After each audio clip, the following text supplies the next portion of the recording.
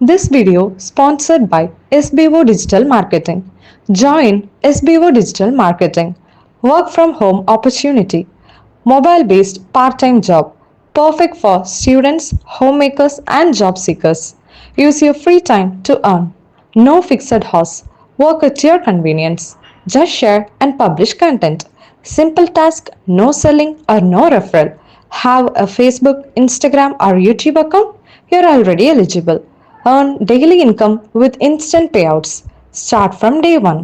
Skip பண்ணாதீங்க, பெரிய தப்பு. தினம் 300 ரூபாய் சம்பாதிக்க அரிய வாய்ப்பு. இன்ஸ்டாகிராம், ஃபேஸ்புக் பயன்படுத்த தெரிந்தால் போதும். Content post and content publishing மூலமா தினம் 300 ரூபாய் சம்பாதிக்கலாம். இந்த வேலை செய்ய 5 நிமிடம் போதும். Work training support, group communication support, all language customer live chat support, முக்கியமா சொந்தமா ஒரு பிசினஸ் ஸ்டார்ட் பண்ற அளவுக்கு உங்களால கற்றுக்கொள்ளவும் முடியும், சம்பாதிக்கவும் முடியும். இந்த வேலை வாய்ப்பு வழங்குவது 5 வருடத்திற்கு மேல ரன் ஆகிட்டு இருக்க நம்ம தமிழ்நாட்டு company school of business organisation private limited. மேலும் விவரங்களுக்கு டிஸ்கிரிப்ஷன்ல கொடுத்திருக்க நம்பருக்கு வாட்ஸ்அப் பண்ணுங்க. குடல் குடையும் மருந்து வாசம், துடைத்து வைத்த சோகம், வெள்ளை வெள்ளையாய் அவசரங்கள், ஆங்கிலத்தில் அகவும் அழகு மயில்கள். அறை எண் 303. மேகத்தில் நெய்தெடுத்த மெல்லிய போர்வையின் கீழே சோர்ந்து கிடந்தது சுடிதார் ரோஜா. அவள் கண்கள் செயற்கை உறக்க சிறையில் இருந்தன. பாரிஜாத பூவில் பட்டாம்பூச்சி உட்காருவது போல் படுக்கையில் பைய அமர்ந்து அன்பு மகள் நெற்றி தொட்டார் அகத்தியர்.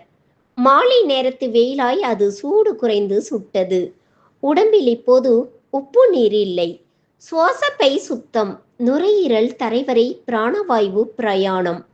ஓய்வுதான் தேவை, உறங்க விடுங்கள். செவிலியின் வெள்ளை அறிக்கை அவரை வெளியேற்றியது.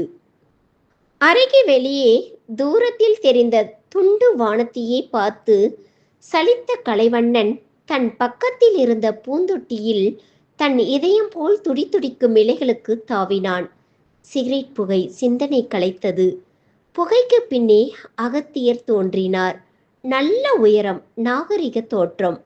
40களில் நட்சத்திரமாய் தொடங்கிய வழுக்கை 50களில் முழுமதியாய் முற்றுகையிட்டு இருந்தது. தடித்த கண்ணாடி.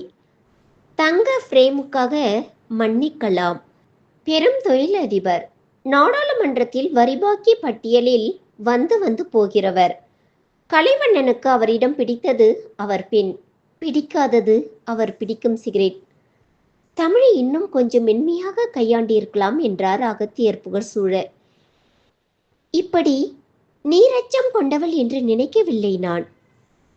கனவுகள் நிஜங்களாகவும் நிஜங்கள் கனவுகளாகவும் தோன்றும் அந்த பள்ளி வயதில் கொடைக்கானல் ஏரியில் பள்ளி தோழிகளோடு இவள் படகில் போனாள்.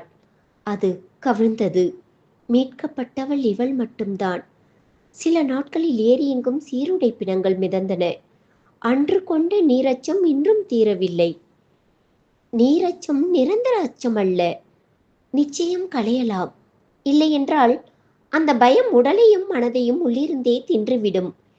இந்த தண்ணீர் பயத்தை தவிர்த்தாக வேண்டும். கவனம். தூசி எடுக்கும் அவசரத்தில் கருமணியே தூர்ந்து விடக்கூடாது. எனக்கு அவள் ஒரே பெண். இதுதான் அடிக்கடி கேட்கும் அப்பா மொழி. ஒரே பெண் என்றால் 100% அன்பா? 2 பெண்கள் என்றால் ஆளுக்கு 50% அன்பா? 4 பெண்கள் என்றால் இதயத்தை 4ஆக்கி 25%? ஒரே பெண் என்றால் உயிர் பாசம் வருமா? இன்னொரு பெண் இருந்தால் இவள் இறந்து போக சம்மதமா? உங்கள் ஆண்மை கலந்த அறிவுதான் என் மகளை தலை சாய வைத்தது, என்னை தலையாட்ட வைத்தது. ஆனால் தர்க்கம் வேறு, தர்மம் வேறு.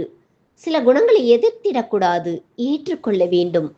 இயல்புகளை ஏற்றுக்கொள்ளலாம், திரிவுகளை ஏற்றுக்கொள்ள முடியாது. எனக்கு நீல விழிகள் பிடிக்கும், ஆனால் தமிழ் ரோஜா விழிகள் கருமை, இருள் உறைந்த கருமை. நிறம் என்பது நிறமைகளின் வேலை, அது இயல்பு, ஏற்றுக்கொள்கிறேன். ஆனால் நீரச்சம் என்பது திரிவு, அது விழியின் கருமை போல் இயல்பானதல்ல. துணியில் அழுக்கை போல் திரிவானது. மனச்சலவை ஒன்றே மருந்து.